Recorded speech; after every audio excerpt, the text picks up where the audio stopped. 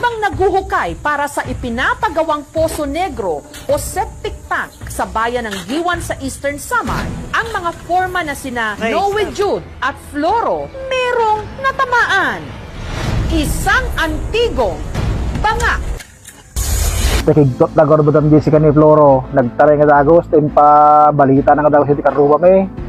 Siyempre, first time na magkaroon na makakalit ikas jay. Ahandahan nila itong kinuha. Inayad kumata Madam Jessica nga inala, tapos siyempre, antik, baka mabutak po nakma. Nga lang, ang banga biglang nabasag. At mas nanlaki ang kanilang mga mata nung sa puwitan ng banga may kung anong matigas.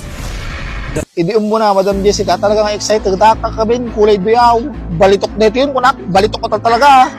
Nakajakpat akon, kunak. O, kinina, taki magayam.